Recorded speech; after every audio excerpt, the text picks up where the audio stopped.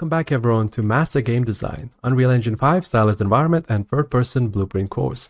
In the last lesson we left ourselves off by introducing with the viewport, and now we're going to continue on and actually make ourselves a new level.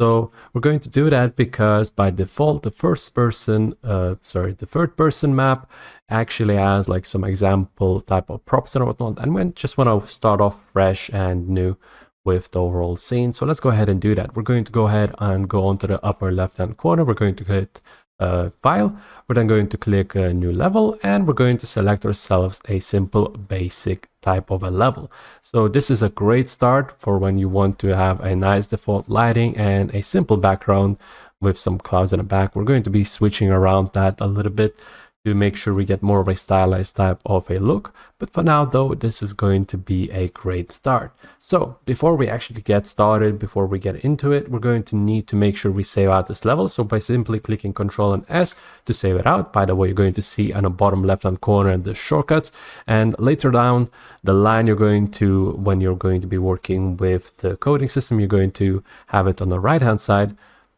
since it'll be easier with the layout overall. But yeah, anyways, by clicking Ctrl and S to save it out, you're going to get yourself a save level as window, and simply we can just rename it as harbor map like so, and now we can go ahead and click save. By doing that, we're just going to get ourselves a nice saved out level with a default scene set up. And the camera by default is very fast, so what I tend to do, instead of just using the camera speed which is at the very top, I usually leave it as default unless I'm working with much larger or much smaller scales. But leaving it this as a default of 3.5 or 3 is quite alright actually. And then afterwards, whilst holding right mouse button and just moving around, you can use your mouse wheel to drag it down to slow down the camera, or alternatively you can move your mouse upwards and you're going to increase the speed of your camera just like so. So yeah, this is a way easier and way better type of a shortcut for when you want to change the camera speed like so, as it allows you to just simply do it on the go, and you'll see me using it throughout the level layout. So yeah, to continue on with this, we're now going to go ahead and simply delete this platform over here at the bottom.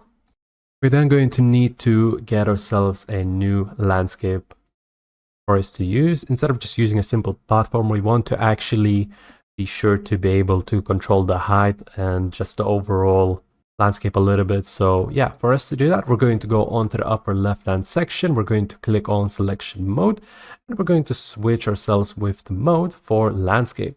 So this will give us different tools, as you can see over here, and already you can see this green type of a graph which shows the type of a size that we're going to get. You can change the settings by switching, for example, section size. You can also change number of components, which represents those larger green squares over here.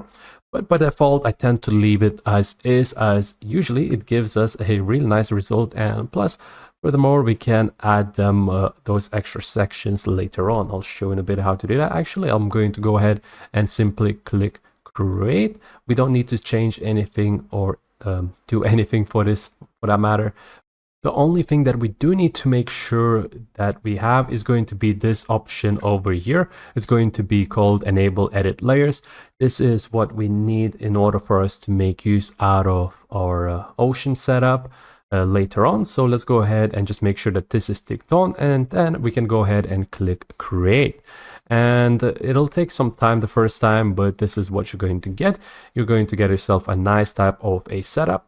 If you want to add, as I was saying previously, if you want to add more of a terrain to just expand it during your creation, you can do that by simply going on to manage, and you can just simply click add button over here, and then you can just simply add another component extra like so if you need to. I'm going to go ahead and delete it since we are not going to need that for now. It's going to be quite alright working with this type of a size. So let's go ahead and move on.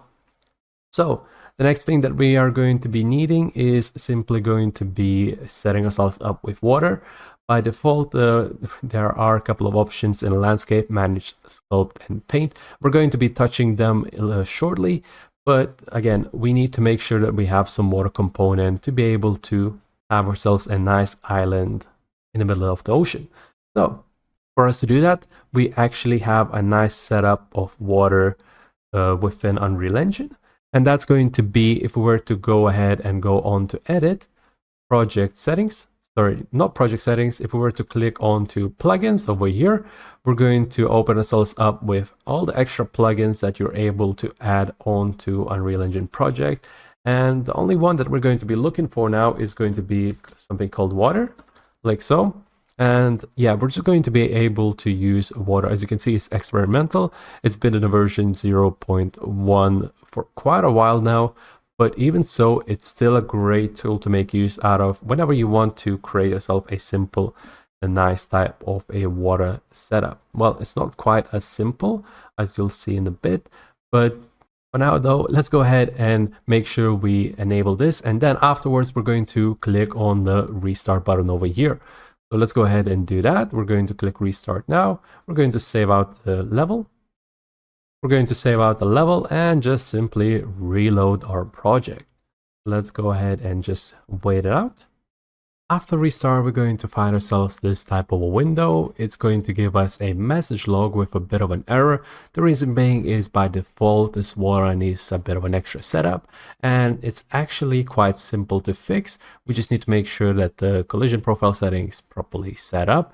And yeah, we just need to do just a simple click over here on the right hand side. We'll see that we need to add an entry to the engine script. We're just going to go ahead and click on it, and that's going to fix it. Next time you're going to open it up, this error is not going to be here. So let me just go ahead and clear this up, close this down. And as you can see over here, just as a quick check, if we type in water, we're going to find ourselves that this is ticked on, and we're going to get ourselves some water settings. So for us to go back onto our map, we're going to click on the harbor map level over here. We're just going to double click to get back on the terrain. And now once we click on this button over here, we can search for water like so. And we're going to get ourselves a bunch of water settings. So just make sure that you hover over your mouse over the icon itself. If you were to start hovering downwards, then it's going to start only searching for the areas within the categories themselves. So just make sure you don't move your mouse too far downwards for those categories. So again, I'm just going to search for water, and one that we're going to use for is going to be called water body ocean. We're just going to click and hold and then drag it into the scene just like that. That's going to create ourselves a nice type of a setup. It's just going to prepare all the shaders. It's going to do everything for us in regards to the setup. As you can see, it creates multiple bodies, and there you go. We're going to get ourselves a nice water setup. And one more thing that I would say though is that make sure you have a nice type of elevation. Otherwise, if you were to lower this too low, you can see it creates a sort of an uphill. And if you do it too high up, it just creates like a backwards type of a setup. So what I recommend you doing is simply to fix that is just simply go onto the location with this water body ocean selected still, and just click on this reset button over like so. That's going to bring us down to the original middle section of the world, just like that. And I might actually, yeah, I will actually increase it in height a little bit, just so we make sure that there is no type of a ridge, just like that, something like so. All right, this looks quite all right. I'm actually just going to change the value to 50. There you go. Or try using it 60. It doesn't need to be perfect. We just need to make sure that it's more or less flat in regards to that, since we're still going to be adjusting the entire formation and whatnot. One more thing in regards to the island itself. If you want to add more islands, I will actually bring this a little bit back to the end like so. If you do want to get more islands, what you need to do is simply go back to this option over here, search for water. And then there's going to be something called water body island. We're going to go ahead and drag this out to the side, and we're going to create ourselves a new setup.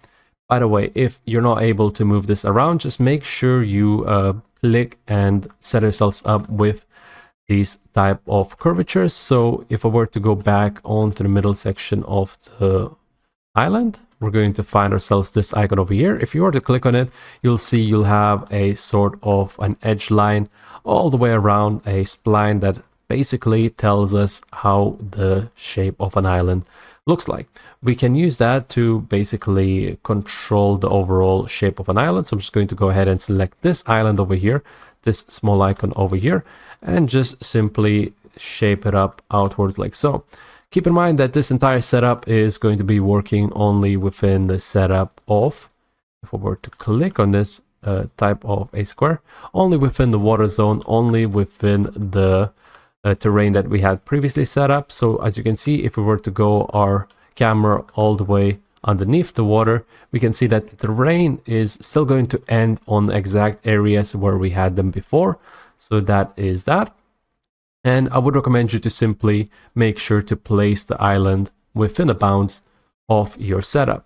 And yeah, that's pretty much it when it comes to the ocean. We're still going to make sure we make a couple of other adjustments to make sure that our harbor is nicely set up for the future, for the entire setup of our scene. So we're going to continue on with this in the next lesson. Thank you so much for watching, and I'll be seeing you.